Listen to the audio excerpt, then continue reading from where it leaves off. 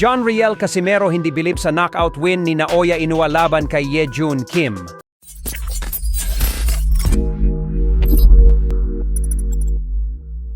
So naganap na nga po ang laban ng current undisputed super bantamweight world champion Japanese monster Naoya Inoue kontra sa South Korean challenger na si Ye-Jun Kim.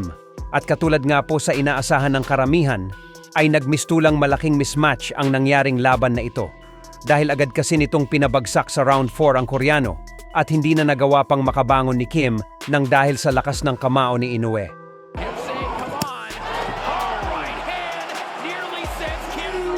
Ito ang pinakaunang knockout na nalasap ni Kim sa kanyang buong career.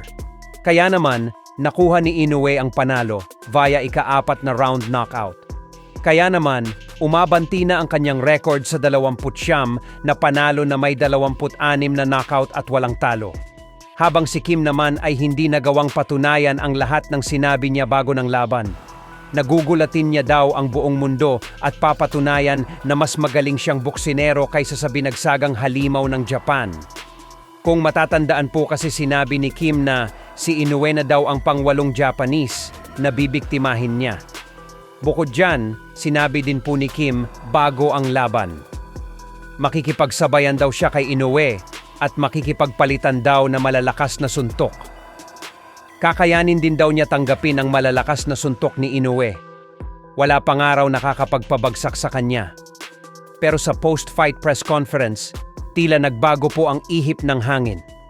Biglang rumispeto na itong si Kim sa lakas ni Inoue.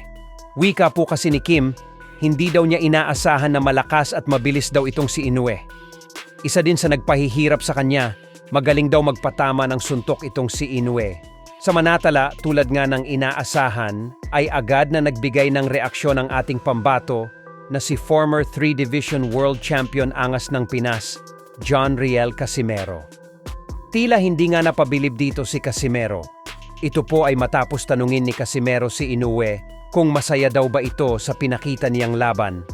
Masaya daw ba siya sa pagkapanalo niya? Naging masaya daw ba ang mga nanood ng laban niya?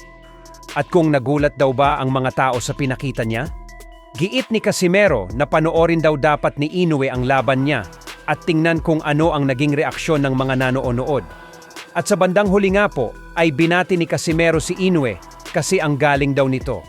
Ang galing pumili ng kalaban. Bukod dyan, ay bumanat din po si Casimero at sinabing yung kalaban daw ni Inoue na Koreano ay parang si Carl James Martin lang umano ito. Siyempre dahil sa pag-insulto ni Casimero kay Inoue ay parang inatake niya na din po dito si Wonderboy kasi parang sinabi na din ito na mahinang fighter din si Martin kahit isa na ito ngayon sa mga top contenders ng 122 pounds super bantamweight division.